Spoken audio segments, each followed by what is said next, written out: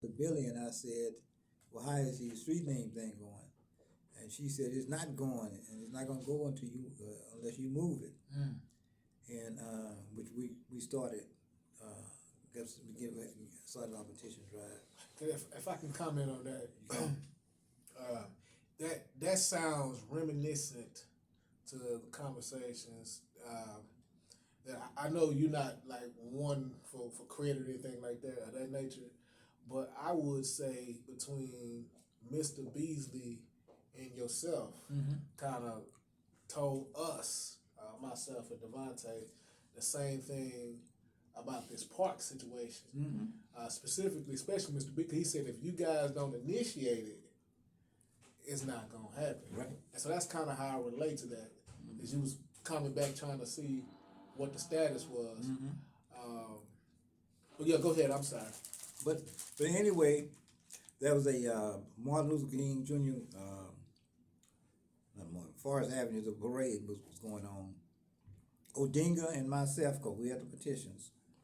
We went to the Martin Luther King Jr. board, and Mr. Jackson and all of them on that board there, to get them to sign our petitions, which they did.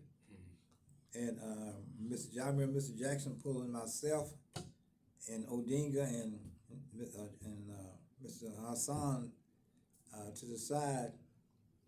Mr. Jackson was saying, whatever you do, don't give up on it, you know. And so that was one of the first things they did when they got on the council. Right. It was put the street name change into effect, which was something else. I mean, Miss Higgins, she had the show down there. And Fred Blair was there. Fred Blair was he's never really talked about that much, but Fred Blair also was instrumental in getting things changed. That's what we was mentioning. Mr. Fonzo actually brought up Mr. Blair in the last conversation. Fred Blair. Yeah, he was, and Mr. Blair and Mr. Minka were real tight. They were real tight, but when they started that Martin Luther King street name change down there, those white boys were mad. every Wednesday, it was a humdinger, because Miss Higgins was she didn't take no nonsense from anybody, even Mrs. Jackson. Right. She didn't take no nonsense from. What would you say? So you got Miss Higgins, who's an elected official. At that time, correct me if I'm wrong, that was District 6. Yeah. You got J.B. Jackson, who's a very influential individual. They named a dark station after him in South Dallas, J.B. Jackson Station. You got Al Lipscomb around, and then you got Miss Ragsdale around as well. What was it like during those times as far as being active in the streets and getting the community active versus now? Whereas I say now, we don't have any of that type of, representation in office now, especially on the city council level. Right. What was it like then versus now? When Miss Higgins was on the council? Right. Well, you have to understand something. This was the group that started out together with the homeowners association. I don't know if it was a Fair Park homeowners association or whatever. They stayed together for 25 years. So they knew each other. Right. They stayed together for 25 years, and Mr. Jackson was always accepted as the leader. And Mr. Minka told me that when I was in a party, asked me had I met J.B. Jackson. I said no.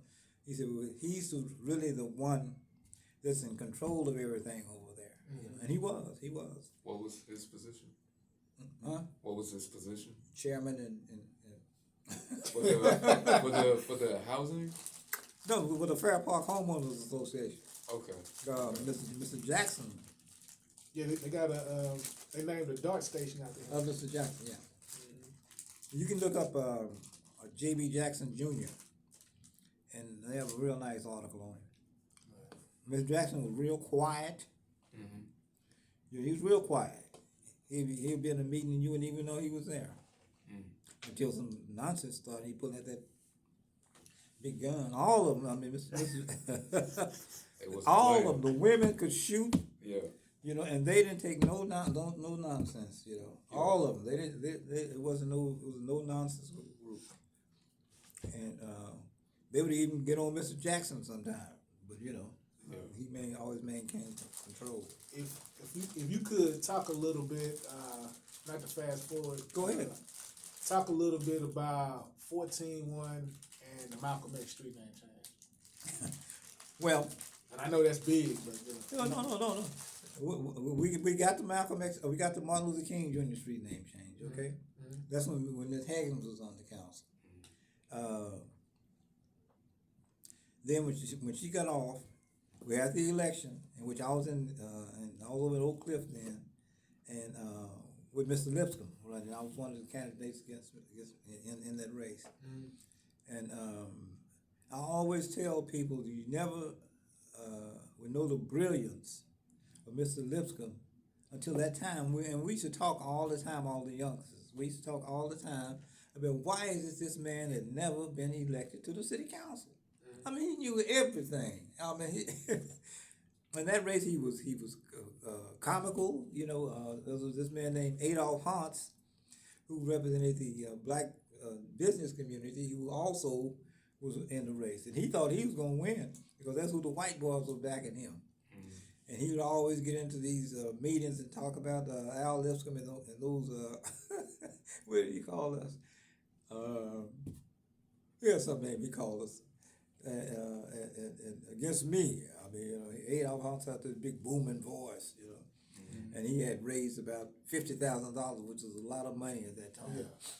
And Mr. Lipscomb had 50 years of and that struggle and the struggle and running for city council, running for mayor, and kicking in doors, you know, from all that time.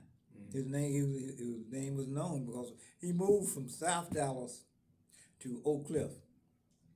Mr. Lipscomb did during the time when Ms. Higgins was on the council because I remember who was that? We were all riding together. We all used to ride together at that time. Somebody had a car, and Mr. Lipscomb had said, "This is my new home over here," and he took us to over in Woodtown. Yeah. Is that where you have the community? I'm trying to think of it. I forgot where. It's in Woodtown. Okay. And then so he said, "This is where I'm going to be living over here." And at the time, we didn't know he was going to run for city council, but he did. And that was that city council race. I always like to tell people is that it was very, very educational. And if you had listened to Mr. Lipscomb at that time, is that you would wonder why is it they never let him. He was never elected to the city council. The man had knowledge. I mean, you know, about all of it. From the council, well, I guess because of the fact that while he was down there, they were writing the laws against him, you know, and all that stuff. And and then Ms. Ragsdale was in District 6, running District 6. She came in the 80s, right? Yeah. 80s. Yeah. What happened after Ms. Higgins? Well, see, there was this big issue of the county commissioner's race. You know about that? Yeah. Go ahead though. Oh, the county commissioner's race that Ms. Higgins what happened is the council set term limitations. Before they didn't have you could run for 1 million years if you could win. They set up term limitations when Ms. Higgins was on the council. So that meant after her service on the council, she had to do, Mr. Jackson said she had to go somewhere, you know. And so that was this big thing for as far as redistricting that year. There was a opening for the county commissioner's race, okay, and there were 8 candidates, in which Fred Blair also was one of the candidates because he had his terms that expired on the city council. Wow. And there were 8 of them, and the big issue was that who was going to support Ms. Higgins, and out of that 8, there were two people who emerged in a runoff for the county commissioner of District 3. That was Elsie Faye Higgins, and that was John Wally Price. And that was a race there. Now, and what happened is that, and then there came a big split within the group about who was going to go with Miss Higgins, who was going to go with Commissioner Price. Right. And I stayed with Miss Higgins. Yeah. I stayed with him. Yeah, I've talked to Mr. Minka about it, and he said initially he supported John Wiley. He did. And he said to me that, of course, nothing against JWP, but he said he should have supported Elsa Faye at that time. That's Faye Higgins. Yeah, that's what he said. All of them said, Fred Blair, all of us said that because during the runoff, all of them went with John Wiley. Because of the fact they didn't want, and I'm gonna give you two examples. They didn't want Miss Higgins coming into Oak Cliff, and but we don't want that South Dallas stuff in Oak Cliff. Right. Yeah, keep it at a certain point. Yeah. Yeah, and he didn't want that South Dallas stuff in Oak Cliff, so they didn't support Miss Higgins. They went with JWP and the white boys, Kathy Neely and all of them, and there was a few of us stayed over there with Miss Higgins. A few of us stayed over there with Miss Higgins. In fact, when I ran, ironically, when I ran after the 14-1 lawsuit was over, when they had the special election, I was living in South Dallas, and we didn't want no confusion to happen. So Ms. Ragsdale came by and asked me about running in District 8, and I told her, I said, no, I don't want to run. You know, that was never my goal to be on the council. Right. But she said she got to talking and about what was going on over there. And so I got Mr. Hillman and his cousin named Douglas Brown, and I stated that I was going to run, and we hit those doors every day, every day. And there was a lot of people who supported us over there. And out of the 8, which none of them thought was going to happen, myself and Larry Duncan emerged into the runoff. Right. And my cousin Sandra, Royce West, the commissioner, all of them threw their weight behind Duncan.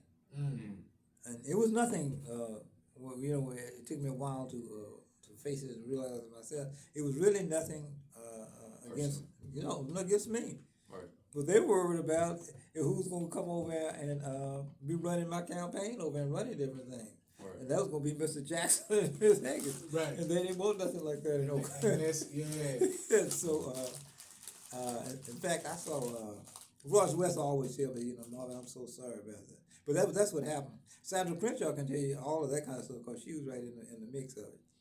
But they all chose Duncan, and Mr. Jackson.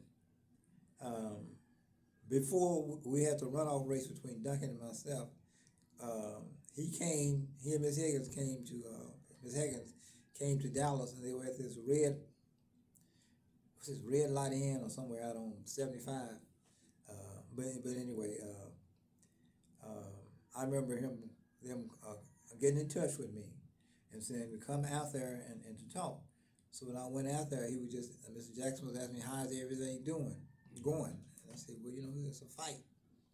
And after talking to them, Mr. Jackson said, well, Marvin, all we want you to do is to just represent the people, And at the time, the council members were making $50 a week or whatever.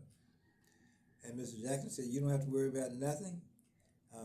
We'll give you a salary, $300 a week, and a car for you to get around and to move around in. I said, hey, that's good. Yeah. That sounds all right. It wasn't nobody, because at that time they didn't have council members were not getting paid above board. But so I went over there and we got to the runoff. with Duncan and myself. And to my amazement, all of the so-called black leaders were supporting Duncan. And I'm saying, what the hell is going on? Yeah. I mean, we were just ready. We the plaintiffs, at least give us a break to. But they didn't. That's about it. And you talking about the plaintiffs in the 14-1? Yeah, in 14-1. Right. They didn't. They didn't support. They came out and they supported Duncan. Now there are some things that happened in that particular race that I'm not going to explain now because I want to write about it. Okay. And I can, But anyway,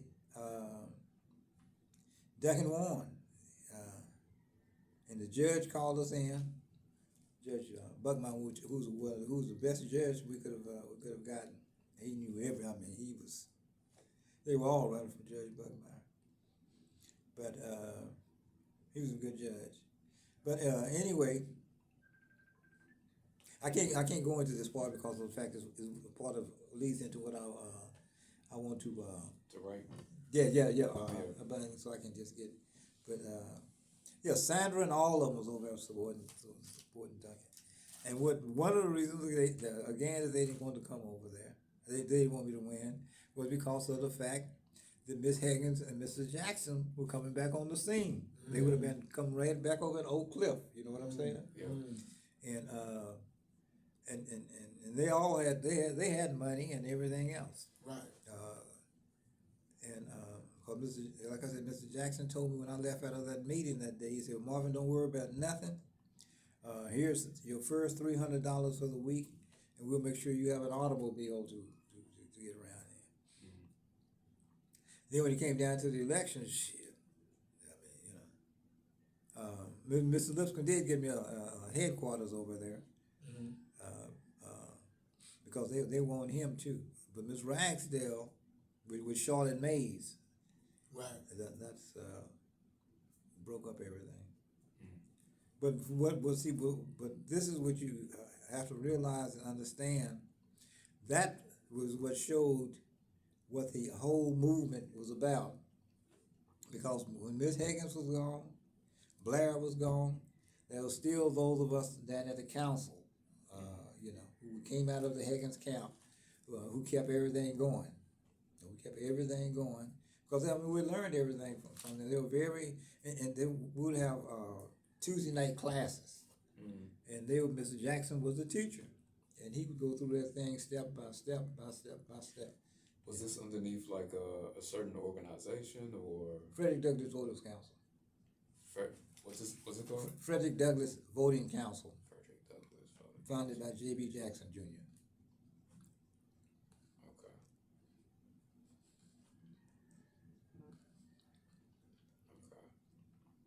If you pull up this article about Mr. Jackson, it goes through all of it about the voting council, and they were independent. I would say, they can do whatever they want to do.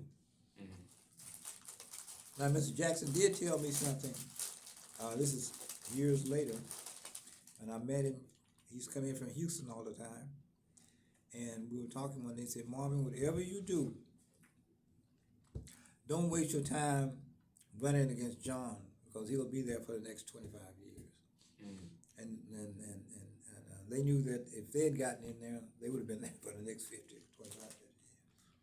He said, don't worry about it. You're not going to be able to beat him. And nobody has, defeated. Around what time is this? Around what year? When you told me that? Yeah. That was right before Mr. Jackson passed, in the 70s.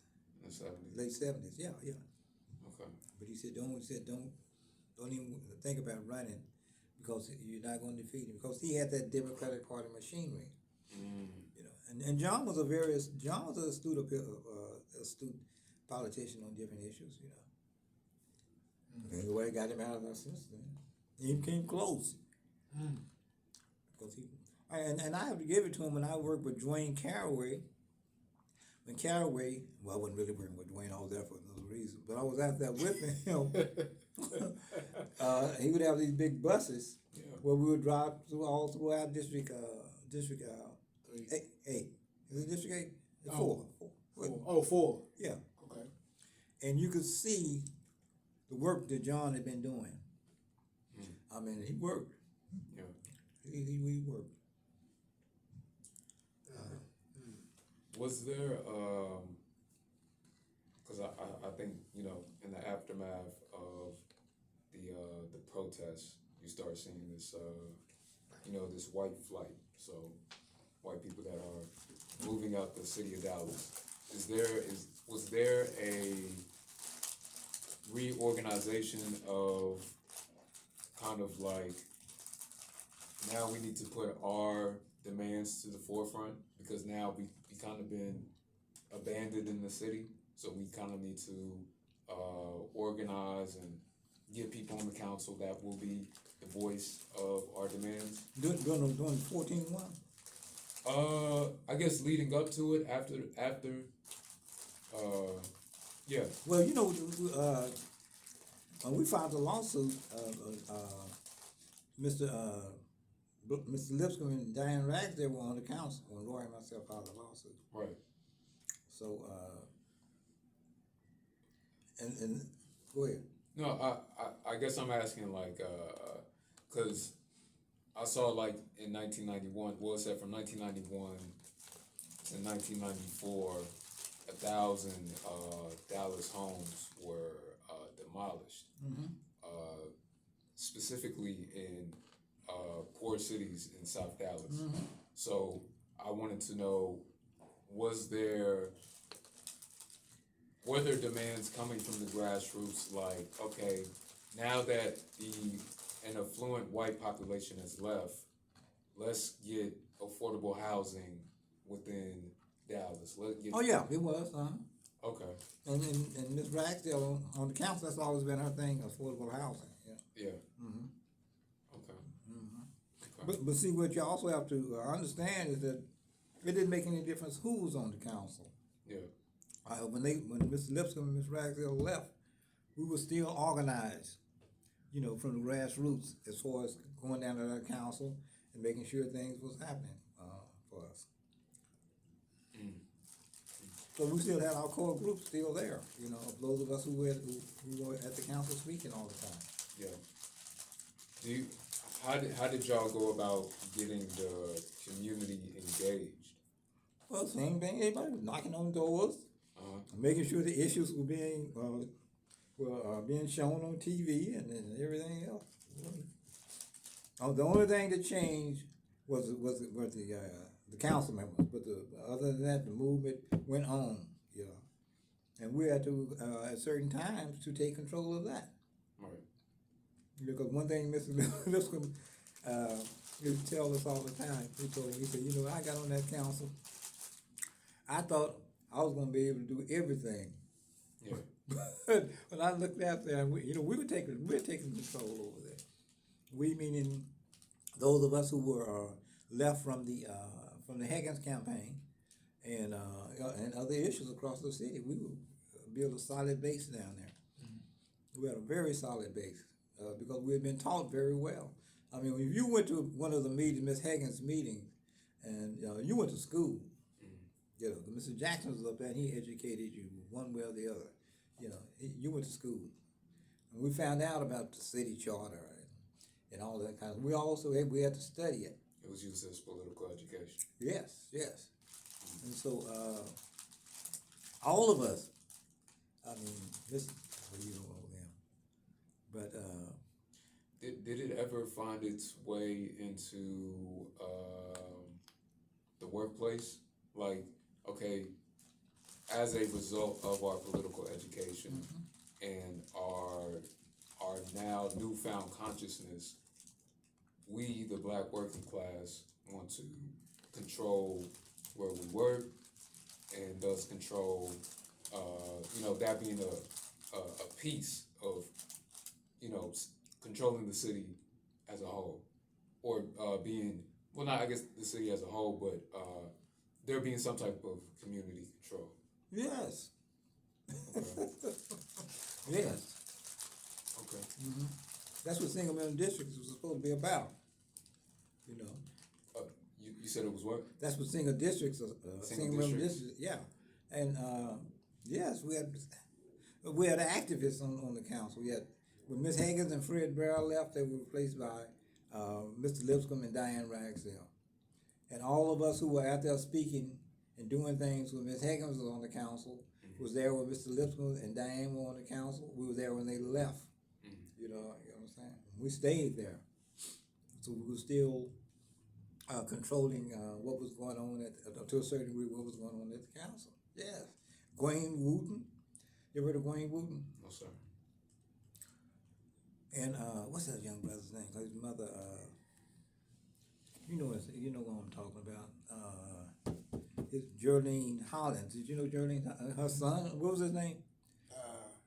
It slipped me now. Yeah, but we were all down there, you know, and it didn't make any difference who they put up there. You know, the base at the council level was going to control it on the issues that we wanted to put forth. Police brutality. Instead of talking about Israel, we were talking about South Africa and other things. Yeah. I mean, so we controlled the base. And we were strong enough to get the Malcolm X street name change in. And that was a fight, brother. Yeah. That was a fight there for us to do that, you know. And Ron Kirk was the mayor at that time. That was the first black mayor? Yeah, he was the first black mayor. Now I will tell you, I will say this though, is that, and Ron Kirk will never acknowledge it. He got elected because of the Williams Crenshaw lawsuit for single member district. He will not, to this day, admit that. He won't say it. And I know several people have told him in my presence that you wouldn't have got up there if it hadn't been for Roy and Marvin or Marvin and Roy. So you get Ron Kirk in there, and from what it sounds like, it was kind of more, and correct me if I'm wrong, but it seems like it was more symbology than maybe being connected to the movement that y'all were pushing. Was he attached to what No. y'all? Okay. We had to force them all. Yeah. I mean, because no, he wasn't connected. Charlotte Mays wasn't connected initially, and it was in her district. Yeah. And she was always, when Charlotte Mays and myself, we were always arguing. And Charlotte Mays was quiet and petite on the council, but she's a South Dallas born girl. And sometimes she'd say, MF, you better get out of my face. Yeah. I mean, she was, She was straight to the point. Yeah, but it was Charlotte Mays, because of her, it was because of Charlotte Mays that everything changed. Because of the fact we'd had one of our big arguments, and one day she came up to me. I wanted him to hear this too. Yeah, but that's I don't want to eat up your cookies, but I'm a cookie man. Oh no, you fine. we want to make sure you're well taken care of. But there's some things that I'm You saving for the. Okay, so am I kind of getting into that a little bit? No, I'll talk about this part. Okay. This is important. Yeah, we definitely want to get the book. Well, there are other people out there who want to hear me say it too. They probably got it, like I said, all the papers that were in my storage room. They probably got some of it. What would you recommend someone look into as far as just understanding city council?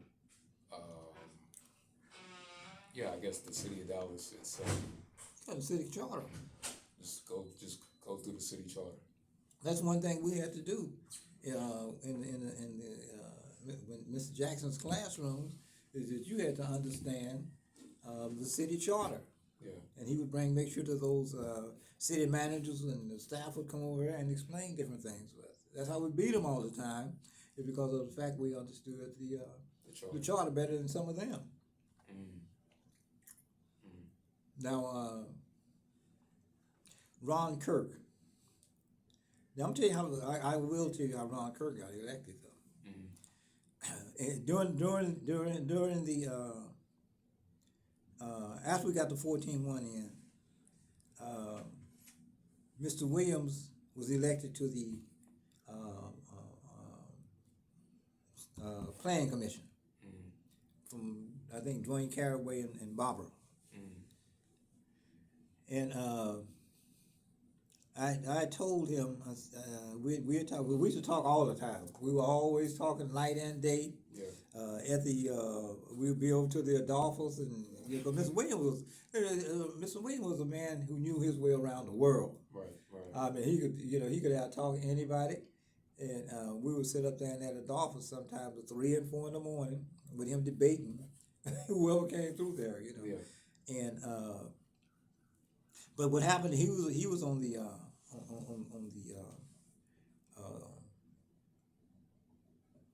park board, and I mean the CPC. yeah, City Planning Commission. Okay. And what happened is this: he told me, he came to me and said, "Marvin, I've just got elected to the. They're gonna put me on the CPC board." I said, "Okay, what I'm going to do is this: is that I'm going to see if Mike Daniels will take this thing to court on the mayor's position." And he did. Mike Daniels, the attorney, I wrote it, talked to him, and he wrote it all up and went through there and kept it in court. And that's how Ron Kirk got in there. But I was sitting in the office one day waiting on a meeting, and this dude came up and he said, "Mr. Crenshaw." I said, "Yeah." He said, "May I sit down and talk to you for a minute?" I said, "Sure." He said, "Well, are you still in court?" I said, "Yes, I am." He said, "Will you please stay there because there's a big meeting that's going to be it's going to occur at one of the country clubs out there in North Dallas, and there's going to be a effort to get Ron Kirk to run for mayor." And I told him, "Yeah, I'll stay in there until it's over," which I did. And he would never admit that's the reason. That is the reason he got in, because of the lawsuit. And Helen Giddens reminded him one day. Oh, go ahead. Oh, Yeah, you can go. Helen Giddens reminded him one day of how he got into council. I think it was Roy's going home. And how he got on the council. And brother? And how he got on the council. How he was elected mayor because of the lawsuit. Yeah. And he did. But Ron Kirk he's arrogant. He's arrogant. Do you okay? So you see Ron Kirk get in. Do you kind of see the movement? How do you see like the movement's trajectory as it's, as time is passing by? Because it seemed like the height